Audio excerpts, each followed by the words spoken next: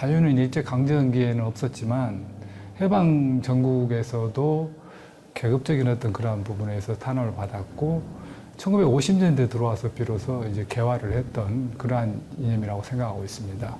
민족은 한국에서 전통적으로 강조돼 왔지만 이제 1960년대에 들어와서 비로소 조명이 되고 많은 어떤 주목을 받았던 그러한 개념입니다. 전통의 개념은 그것이 어떻게 일본과 미국이라고 하는 두 개의 타자에 의해서 규정되어 왔는지 그 부분을 살펴보고자 했습니다.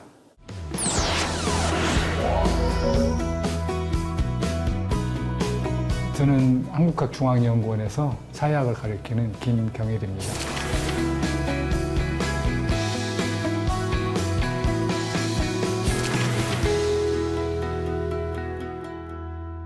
18세기 어떤 프랑스 혁명에 대한 대응의 사물로서 보수주의가 출현했고, 보수주의는 기본적으로 변화보다는 전통적인 것이 자연스럽고 바람직스럽다라고 하는 어떤 이런 생각을 가지고 있었습니다. 이 보수주의에 대해서 대항에서 나온 이론이 이제 자유주의입니다. 여기서 말하는 개인이나 인간이라고 하는 게 흔히 인간 일반이라기보다는 소수의 어떤 교육받은 엘리트층을 이야기한다라고 하는 겁니다. 이 자유주의에 대해서 대항에서 나온 게 이제 사회주의 이론인데요. 사회주의 이론은 자유주의와 마찬가지로 변화와 진보에 대한 믿음을 가지고 있었던 어떤 그러한 흐름이라고 말할 수 있습니다. 그러나 자유주의자들이 변화라고 하는 것 자체가 누적적이고 지속적이라고 생각했던 반면에 이 사회주의자들은 변화라고 하는 것이 단절적이고 또 급격한 어떤 혁명의 과정을 통해서만 당설될 수 있다라고 생각을 했습니다. 보수주의와 비슷하게 개인이 아닌 인민 전체를 선호하는 경향이 있었다라고 말씀드릴 수 있을 것 같습니다. 중요한 것은 역사 과정에서 이 세 이념들이 다양한 형태로 발현되어 왔고 또 그것이 본질에서는 생각보다 많은 의견의 차이와 불일치가 있어 왔다는 겁니다. 민족주의는 사실은 제가 방금 말씀드린 이 보수주의, 자유주의, 사회주의처럼 동일한 어떤 반열에서 논의되는 이념이나 사상은 아니었습니다. 흔히 우리가 2차 이데올로기 혹은 부차적인 이념이라고 말할 수 있는 건데요.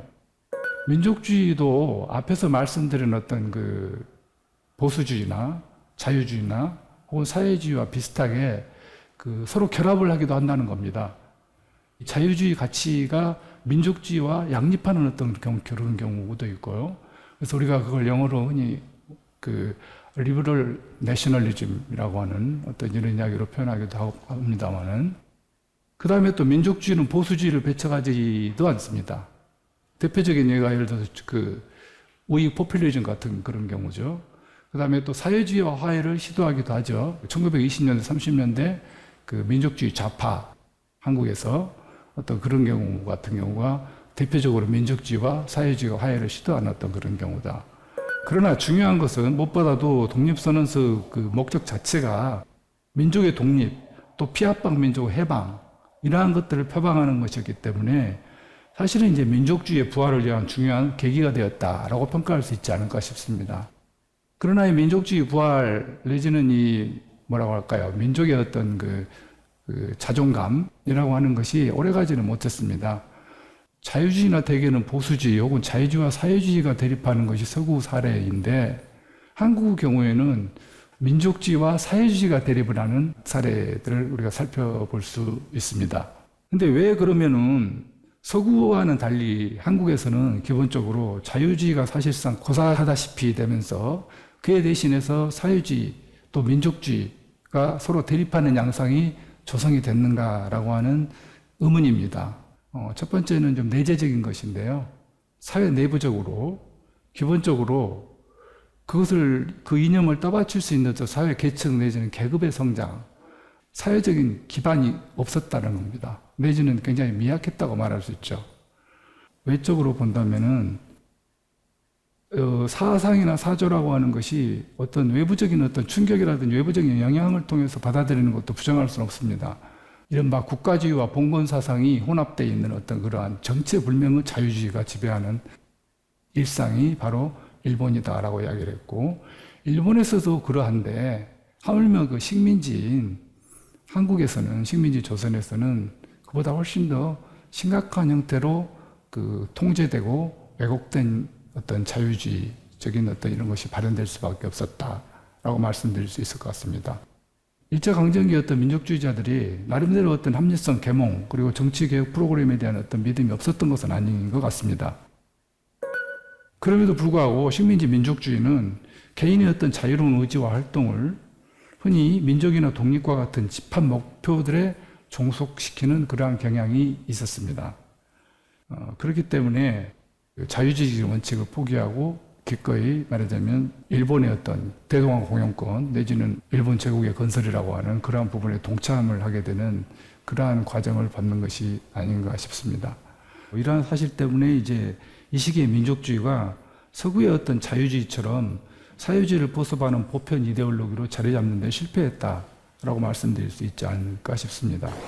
일제강점기에 식민 지배에 대한 저항은 물론 자유를 위한 것이었지만 어디까지나 민족 전체의 해방과 독립을 위한 것이었습니다. 개인의 주체적 자율성과 자결을 목표로 명시하지는 않았죠. 곧이어 해방 전국에서는 첨예한 계급 대립이 일어나고 냉전 체제가 도래했습니다.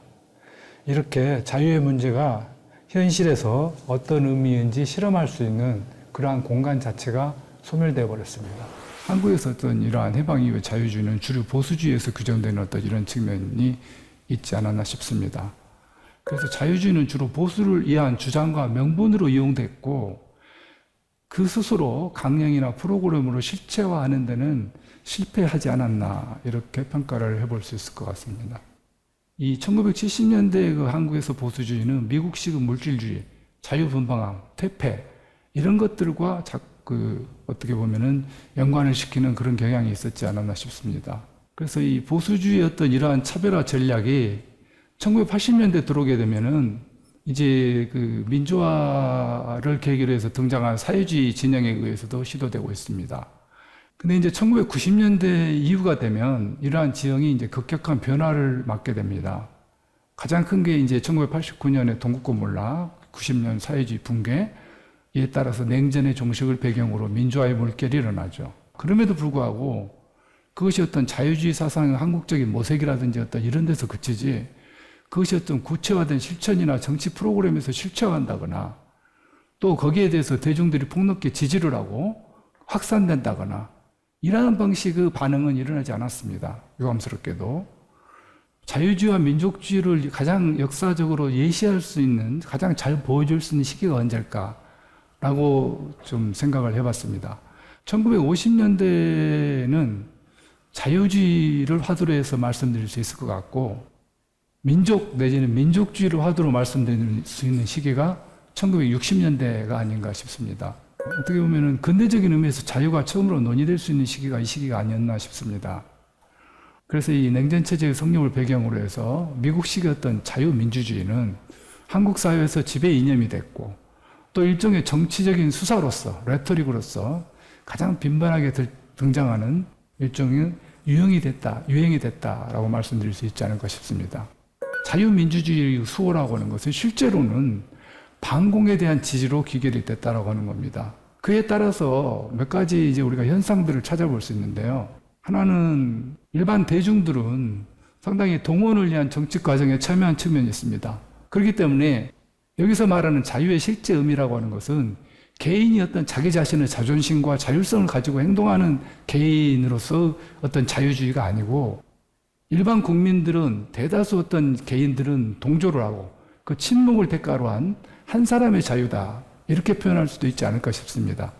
또 다른 어떤 그 자유민주주의가 반공으로 귀결된 어떤 또 다른 어떤 그 부분을 하나는 일상생활의 전반에 불러일으킨 방종과 무질서와 타락입니다. 자기가 그 한도 내에서 누릴 수 있는 것은 충분히 누릴 수 있는 어떤 이러한 일정한 상류층, 특히 사회적인 상류층이 그러한 경향이 강했다라고 하는 겁니다. 근대세계의 산물인 민족주의는 보편주의로 이끄는 수단이자 동시에 그 반동으로 작용했습니다. 개인이 공동체의 구속에서 해방된 근대 초기에는 민족주의가 근대성의 요소였지만 오늘날 서구에서는 연대성으로 회귀를 억압하는 반동의 요소가 되었죠. 반면에 제3세계에서는 전통과 지역의 구속에서 개인을 해방시킨다는 점에서 반대의 기능을 행사합니다. 즉, 민족주의와 민족국가는 해방자이자 동시에 억압자로서 기능하는 거죠. 50년대가 자유라고 한다면 60년대 민족이라고 할 수 있고 50년대가 서구라고 한다면 60년대는 전통이라고 할 수 있는, 그래서 이러한 식으로 서로 이렇게 매치될 수 있는 이런 부분이 있지 않나 싶습니다. 지식인 사회의 일반 의견은 이 시기에 고유한 전통에 대한 회의와 부정이 지배적이었다라고 말씀드릴 수 있을 것 같습니다. 이 당시 지식인들이 부정부패로 만연한 어떤 현실 비판의 상황을 타개할 수 있는 길을 서구적인 어떤 그런 데서부터 찾았다라고 하는 겁니다. 그래서 이 시기에 어떤 민족주의는 정치 억압과 독재를 위한 도구로서 사용되는 측면이 있습니다. 1960년대가 되면 한국의 전통과 고유성, 한국적인 것에 대한 인식의 지형이 매우 복잡하고 활발해지게 됩니다. 이 시기 근대화의 추구는 시대의 당위, 시대정신이 되었는데요. 그것이 서구, 특히 미국의 외래 문화를 수용하는 형태를 띠었기 때문에 일방으로 받아들여야 하는 수용자로서의 내면 심리를 갖게 되었습니다. 이때의 민족의식도 고유한 자존심의 손상이라는 그러한 반응을 수반한 거죠. 전통의 창조, 또 근대화를 위한 강력하고도 새로운 지식을 생산하는 중심 기표로서 역할을 했다. 이렇게 말씀드릴 수 있을 것 같습니다.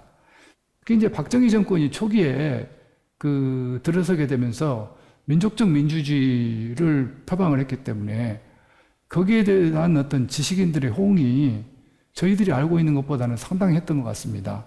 그래서 전반기를 휩쓴 어떤 민족주의 물결이 정부 권력과 시민사회, 보수와 진보를 폭넓게 넘나들면서 광범한 어떤 영향력을 행사했던 시기가 바로 이 시기다라고 말씀드릴 수 있습니다. 1960년대가 민족 주체성의 시대라고 할 때 전통은 근대화의 새로움을 강조하는 표상이 되었습니다. 민족과 민족주의가 강조될수록 민족 전통이 주목받는 그러한 상황이 조성이 된 것이죠.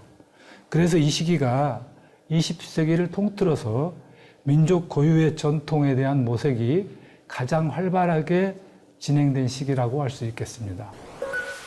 그리고 이 시기의 어떤 민족 전통의 실체라고 하는 것은 일본과 미국이라고 하는 두 타자에 의해서 규정되는 측면이 있었다. 물론 이제 문학 쪽의 분들입니다만은 홍사중이라든지 유종호 어떤 이런 분들이 있을 수 있을 것 같고요. 일본을 중심으로 해서 이야기할 수 있는 분이 이제 예를 들어서 서정주라든지 가령 조지훈이라든지 이어령이라든지 이런 분들이 거기에 해당되는 게 아닌가 싶습니다.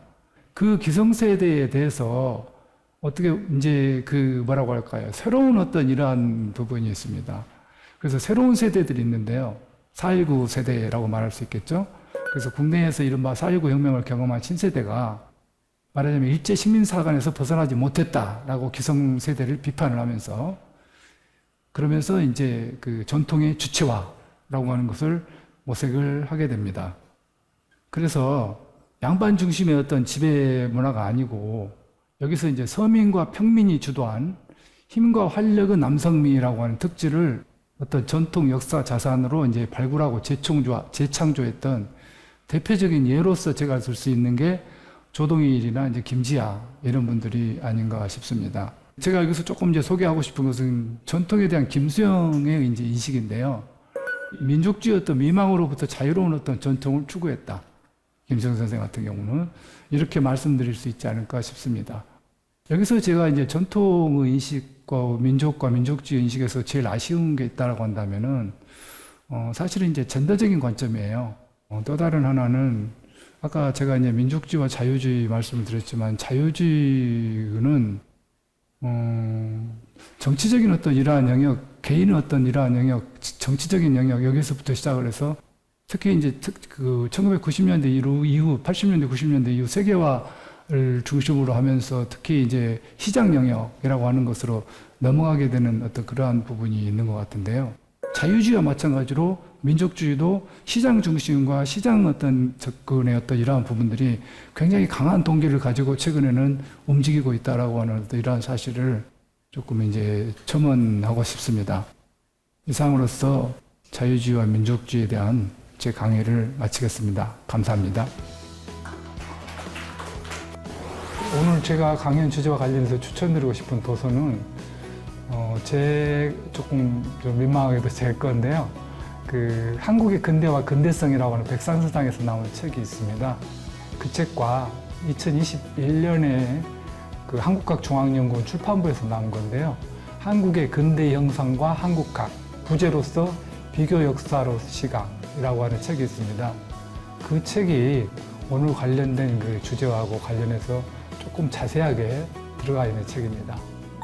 제 강의는 자유주의와 민족주의를 그 철학적이거나 이념적인 측면에서라기보다는 역사 사회학적인 맥락에서 두 이념이 어떤 식으로 상호작용을 해왔나를 한국 사회의 맥락에서 구체적으로 살펴보고자 합니다.